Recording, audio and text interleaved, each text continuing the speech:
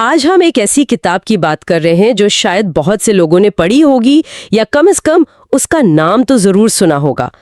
جے سیلنجر کی دی کیچر ان دی رائے 1951 میں شائع ہوئی اور آج تک 6.5 کروڑ سے زیادہ کاپیاں اس کی بک چکی ہیں۔ یہ اعداد و شمار ہی حیران کن ہے، اور ہمارا مقصد آج یہ جاننا ہے کہ ایک 16 سالہ ناراض نوجوان کی کہانی جو دنیا کی ہر چیز سے بیزار ہے، وہ آج بھی اتنی اہم کیوں سمجھی جاتی ہے؟ آخر اس میں ایسی کیا بات ہے کہ ہر نسل کے نوجوان اس سے خود کو جوڑ پاتے ہیں؟ تو آج ہم اس کہانی اور اس کے پیچھے چھپے مطلبوں کی گہرائی میں اتریں گے۔ اور شاید اس کی سب سے بڑی وجہ یہی ہے کہ یہ کتاب ان احساسات کو پکڑتی ہے جن پر نوجوان اکثر بات نہیں کر پاتے، جیسے شدید اکیلا پن یا ہر چیز سے بغاوت کرنے کا دل کرنا، اور یہ سوچنا کہ اس فانی دنیا میں، اس نقلی دنیا میں جینے کا آخر مطلب کیا ہے۔ یہ ایک ایسی کہانی ہے جو اوپر سے بہت سادہ لگتی ہے لیکن اندر سے بہت پیچیدہ ہے۔ اچھا، تو کہانی کو شروع سے دیکھتے ہیں۔ مرکزی کردار ہے ہولڈن کالفیلڈ، ایک 16 سال کا لڑکا جو ہمیں اپنی زندگی کے کچھ دنوں کی کہانی سنا رہا ہے، اور کہانی شروع ہی اس خبر سے ہوتی ہے کہ اسے اسکول سے نکال دیا گیا ہے۔ جی، پینسی پریپ اسکول سے۔ اور یہ سمجھنا ضروری ہے کہ یہ کوئی عام اسکول نہیں ہے، یہ امریکہ کے ان مہنگے ایلیٹ بورڈنگ اسکولوں میں سے ہیں جہاں امیر گھرانوں کے بچے پڑھتے ہیں، یعنی وہ جگہیں جہاں دکھاوا اور سماجی حیثیت بہت اہمیت رکھتی ہے۔ بالکل وہی ماحول جس سے ہولڈن کو سخت نفرت ہے۔ صحیح۔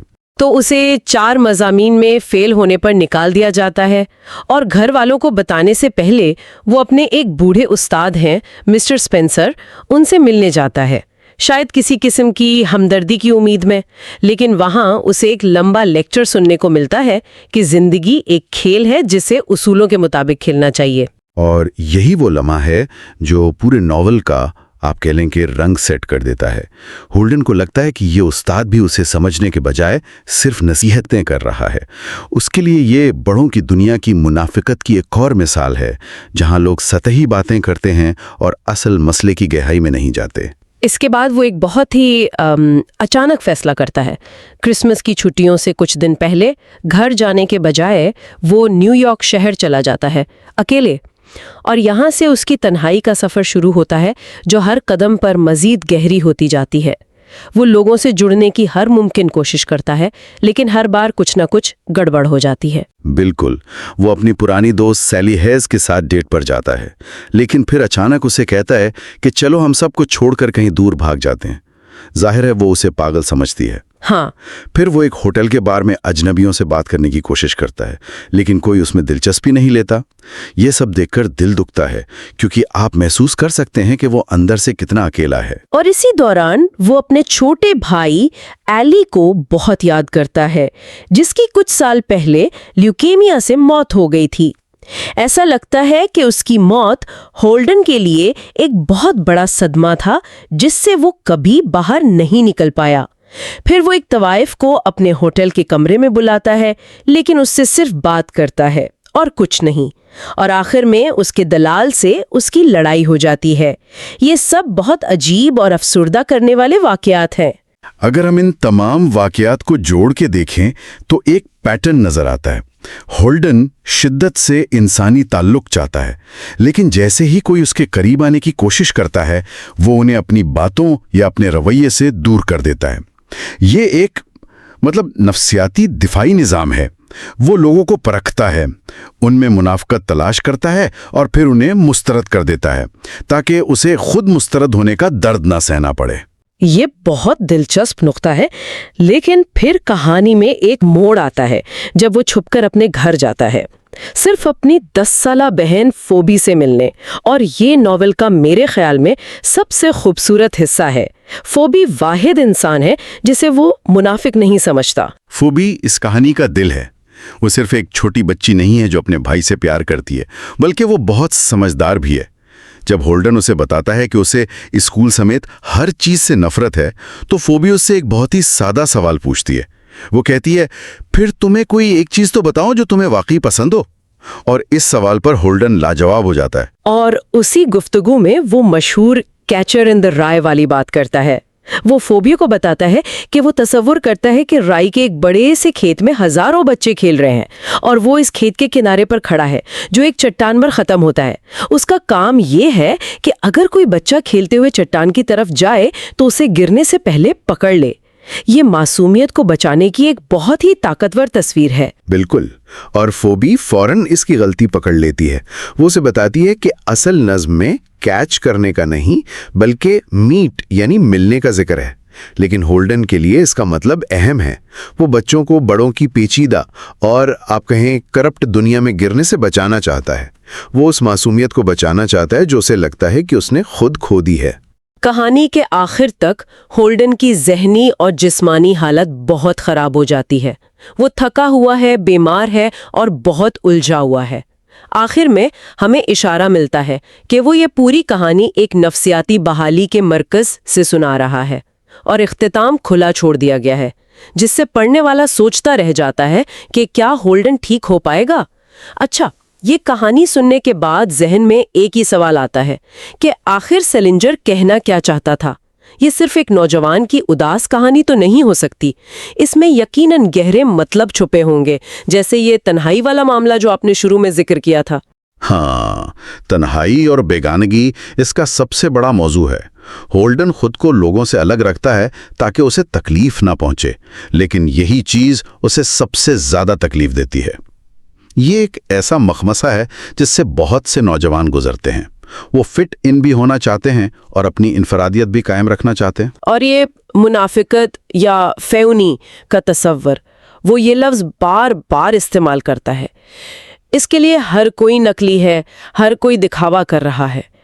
क्या ये सिर्फ एक नौजवान की दुनिया को देखने का एक मनफी तरीका है या इसमें कोई गहरी सच्चाई भी है? मेरे ख्याल में दोनों हैं। एक तरफ तो ये इसका अपना दर्द है, लेकिन दूसरी तरफ ये 1950 की दिहाई के अमेरिका पर एक तबसरा भी है।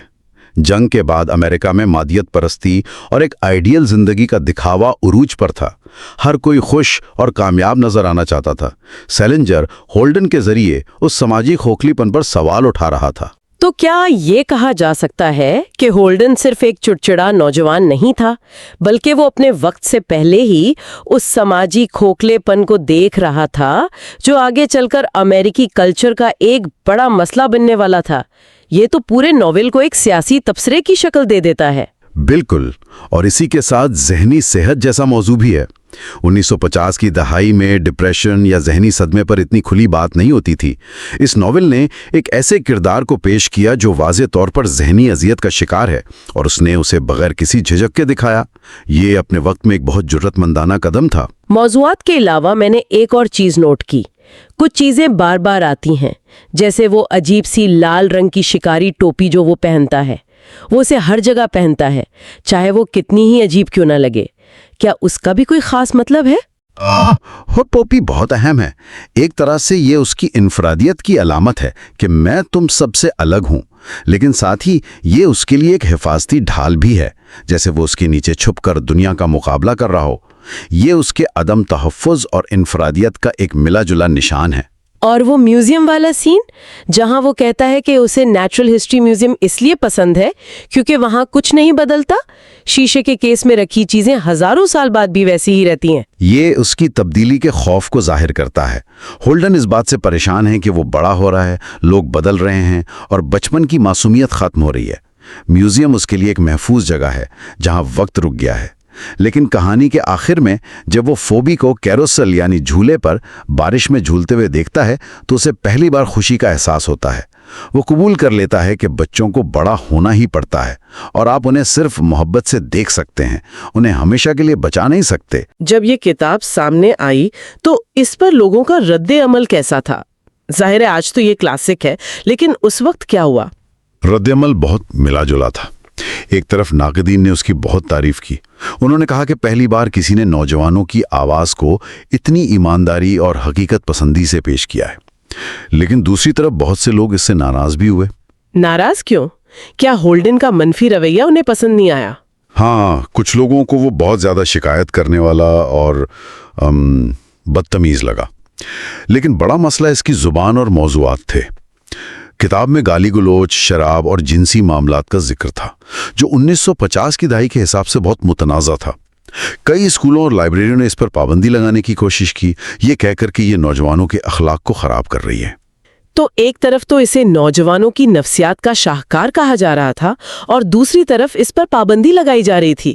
یہ کتنا عجیب تضاد ہے۔ بالکل، اور شاید اسی تضاد نے اسے مزید مشہور کر دیا۔ اس کا اثر بہت گہرا ہوا۔ جان گرین یعنی دی فالٹ ان آور سٹارز والے سے لے کر ہاروکی موراکامی تک بہت سے بڑے مصنفین کہتے ہیں کہ اس کتاب نے انہیں لکھنے کی پریرنا دی۔ اس نے ادب میں نوجوان باغی کے کردار کو ہمیشہ کے لیے بدل دیا۔ اتنی گہری گفتگو کے بعد ہمیں اسے سمیٹنا چاہیے۔ اگر کوئی آج اس ناول کو پڑھے تو اسے اپنی زندگی کے لیے اس میں سے کیا سبق مل سکتے ہیں؟ میرے خیال میں سب سے پہلی بات تو یہ ہے کہ کھویا ہوا یا اکیلا محسوس کرنا ایک نارمل انسانی تجربہ ہے۔ میں اس سے اتفاق کرتا ہوں۔ اور دوسرا سبق یہ کہ تبدیلی زندگی کا حصہ ہے۔ معصومیت کو بچانے کی خواہش خوبصورت ہے، لیکن ہمیں یہ بھی قبول کرنا پڑتا ہے کہ بڑا ہونا اور بدلنا ناگزیر ہے۔ آپ بچوں کی رہنمائی کر سکتے ہیں، لیکن آپ انہیں ہمیشہ کے لیے ایک محفوظ خول میں نہیں کر سکتے۔ ایک اور چیز جو مجھے اہم لگی وہ حقیقی انسانی تعلقات کی اہمیت ہے۔ ہولڈن کسی آئیڈیل کامل رشتے کی تلاش میں ہے، لیکن اس کے سب سے حقیقی اور خوشگوار لمحات اس کی بہن کے ساتھ ہیں، جہاں محبت غیر مشروط ہے۔ اور ایک آخری نکتہ جو شاید سب سے اہم ہے، دوسروں پر مسلسل تنقید کرنا آپ کو محفوظ تو محسوس کرا سکتا ہے، لیکن یہ آپ کو تنہا بھی کر دیتا ہے۔ ہولڈن کا ہر کسی میں نقص نکالنے کا رویہ اسے درد سے بچاتا ہے، لیکن یہی رویہ اسے کسی سے جڑنے اور ٹھیک ہونے سے بھی روکتا ہے۔ اور یہ کہ ذہنی صحت کے مسائل حقیقی ہیں اور انہیں ہمدردی اور مدد کی ضرورت ہے۔ آخر میں دی کیچر ان دی رائے صرف ایک باغی نوجوان کی کہانی نہیں ہے، یہ الجھن، درد، مزاح اور گہری انسانیت کی تصویر ہے۔ یہ ہر اس شخص سے بات کرتی ہے جس نے کبھی بھی خود کو اس دنیا میں ایک اجنبی محسوس کیا ہو۔ شاید اس کی لازوال مقبولیت کا راز یہی ہے کہ یہ ان احساسات کو زبان دیتی ہے جنہیں ہم اکثر خود بیان نہیں کر پاتے۔ اس سے ایک اہم سوال پیدا ہوتا ہے جسے سامعین سوچ سکتے ہیں۔ آج کی سوشل میڈیا کی دنیا میں جہاں دکھاوا اور منافقت شاید پہلے سے بھی زیادہ ہے، ہولڈن کالفیلڈ جیسا کردار جو انہی چیزوں سے شدید نفرت کرتا تھا، ایک لازوال ثقافتی علامت کیوں بن گیا ہے؟ کیا اس کی بغاوت آج پہلے سے بھی زیادہ متعلقہ نہیں ہو گئی ہے؟